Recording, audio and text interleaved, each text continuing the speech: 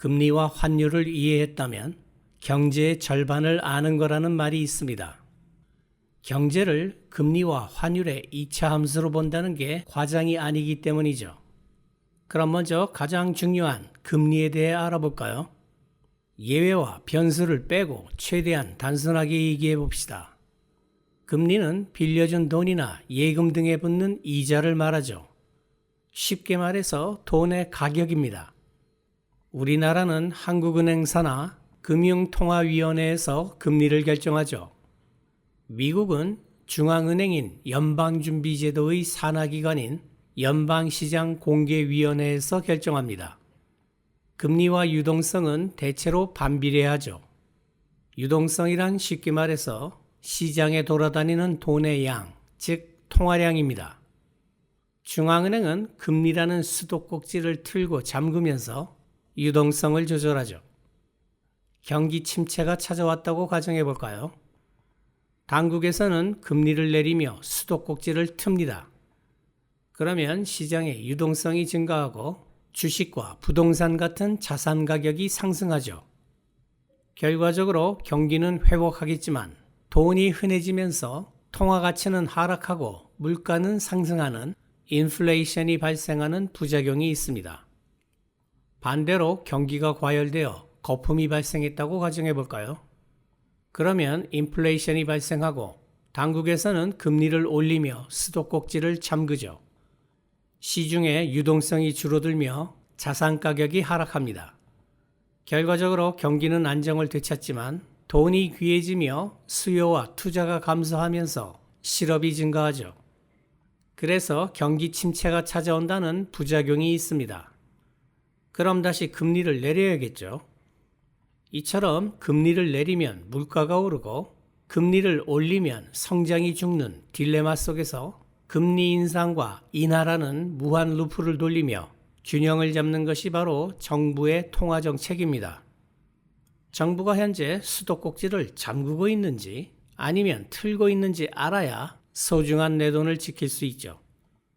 지금이 금리 상승기인지 하락기인지도 모른 채 주식이나 부동산에 투자하는 건 깡통을 차는 지름길입니다. 여러분은 예제를 미리 풀고 난 뒤에 강의를 들어야 독해력을 키울 수 있습니다. 첫 문장을 볼까요? 시간을 15초 드릴 테니 이 글의 핵심어와 주제, 뒤에 나올 내용을 짐작하여 간단하게 메모하세요.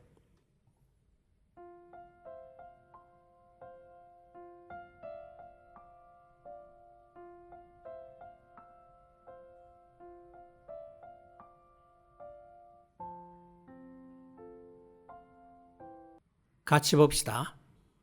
돈은 국제적인 상품이다. 대륙을 건너 이동하는, 거의 길을 건너가는 것만큼 빠르게. 돈도 하나의 상품이며 상품 가격은 수요와 공급이 결정한다는 사실을 알아야 환율이라는 개념을 이해할 수 있습니다. 어쨌든 핵심어는 money. 주제는 돈은 빠르게 이동하는 국제적 상품이다. 뒤에 나올 내용은 돈이 빠르게 이동하는 국제적 상품이 된 이유 혹은 결과가 나오지 않을까요? 문제를 봅시다. 다음 중 이 글의 구성을 가장 잘 묘사한 것은 1번 통화정책의 분류, 2번 현재의 통화정책 비판, 3번 통화정책 변화를 위한 제안에 대한 반응, 4번 통화정책 문제에 대한 설명. 첫 문장에서 통화정책에 대한 설명이 나오지 않았으므로 아직 정답을 결정할 수 없습니다. 두 갈식이 아니라는 말이죠. 계속 읽어봅시다. 국제적인 국경을 넘어 돈을 유인하는 것 중 하나는 금리다. 돈에도 눈이 있다라는 말이 있습니다. 금리가 높을수록 매력은 올라가고 돈은 매력적인 나라로 몰려가게 되죠. 금리가 국내보다 해외에서 더 높으면 미국 기업과 투자자는 미국에서 돈을 옮긴다. 금리가 더 높은 나라로. 여기서 국내란 미국을 말합니다. 금리가 높다는 말은 이자를 더 많이 준다는 뜻이므로 돈은 당연히 금리가 높은 쪽으로 이동하죠. 국내 금리가 더 높으면 돈의 흐름은 반대가 된다. 결국 금리가 돈의 흐름과 그에 따른 환율을 결정한다는 말이네요. 이런 국제적 돈의 흐름은 통화정책의 또 다른 제약이다. 논의의 범위를 돈의 흐름에서 통화정책으로 좁히고 있군요. 통화정책의 핵심은 금리를 내리거나 올리면서 경기를 조절하는 겁니다. 가정해보자. 연방정부가 경제를 둔화시키길 원한다고 돈 공급 증가를 제한하여. 여기서 경제를 둔화시킨다는 건 과열된 경제를 가라앉힌다는 의미입니다. 과열된 경제는 인플레이션을 일으키므로 진정시킬 필요가 있죠.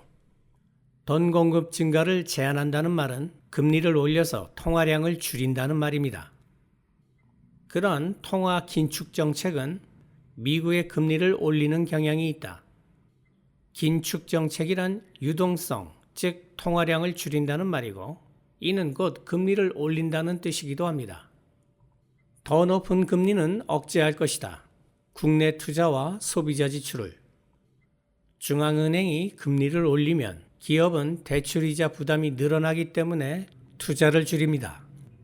사람들은 더 많아진 이자를 따먹기 위해 소비보다는 저축을 하게 되죠. 결과적으로 돈이 은행으로 들어가 버려서 시장의 통화량이 줄어드니까 경기가 진정됩니다. 시장이 이렇게만 흘러가주면 중앙은행으로선 해피엔딩이죠. 그러나 그처럼 더 높은 미국 금리는 또한 외국 돈을 유혹하는 것이 된다. 이게 금리를 올린 부작용 중 하나죠. 외국 돈이라는 변수가 등장하면서 중앙은행의 의도를 방해한다는 뜻입니다. 해외에서 달러를 들고 있는 사람들은 미국으로 더 많은 돈을 옮기길 원할 것인데 거기서 돈이 더 높은 금리를 받을 수 있기 때문이다. 돈은 피도 눈물도 없는 냉정한 연인과 같습니다. 단 0.1%라도 더 높은 수익을 주는 쪽으로 빛의 속도로 도망가죠. 외국인들은 또한 그들의 통화를 달러로 바꾸길 원할 것인데 이건 다시 더 높은 금리를 받기 위해서다. 예를 들어 우리나라보다 미국 금리가 더 높다면 한국인들은 원화를 달러로 바꿔 미국 은행에 맡기길 원할 겁니다. 이 또한 더 많은 이자를 따먹기 위해서죠. 국제적인 돈이 미국으로 흘러들면서 돈 공급은 더 빨리 팽창할 것이다. 정부가 원하는 것보다. 미국 정부는 돈 공급을 줄이기 위해 금리를 올리는데 국제적인 돈이 미국으로 몰리면서 오히려 돈 공급이 늘어난다는 말입니다. 이것은 정부의 정책 목표를 좌절시킬 것이며 어쩔 수 없이 정부가 돈 공급을 더 많이 긴축하도록 만들 것이다. 일종의 악순환이 발생한다는 겁니다. 중앙은행으로서는 죽을 맛이죠. 자본 유입은 또한 달러의 국제적인 가치를 높이는 경향이 있으며 미국 수출품을 파는 것을 더 어렵게 만든다. 모두가 달러를 원하니 달러 가치가 올라가겠죠. 달러 가치가 올라가면 달러로 표시된 상품 가격이 올라가므로 미국이 수출하는 데 불리합니다. 이게 금리 인상의 또 다른 부작용이죠. 요컨대 돈의 국제화는 하나 이상의 문제다. 연방정부가 걱정해야 할 문제.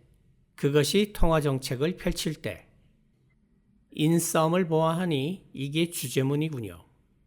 전체적으로 봤을 때 돈의 국제화가 원인, 통화정책 목표가 좌절될 수 있다는 게 결과입니다. 다시 핵심어는 money. 주제는 돈의 국제화와 통화정책의 어려움. 문제를 봅시다. 보기 1, 2, 3번은 본문에 없는 내용입니다. 정답은 4번. 환율이란 두 나라 통화의 교환 비율입니다. 환율은 외환시장에서 결정되며 일반 상품 시장과 마찬가지로 수요와 공급의 원리가 적용되죠. 골치 아픈 예외와 변수를 빼고 최대한 단순하게 얘기해 봅시다. 우리나라가 금리를 미국보다 낮게 내렸다고 가정해 볼까요? 돈은 더 높은 이자를 주는 미국으로 유출됩니다.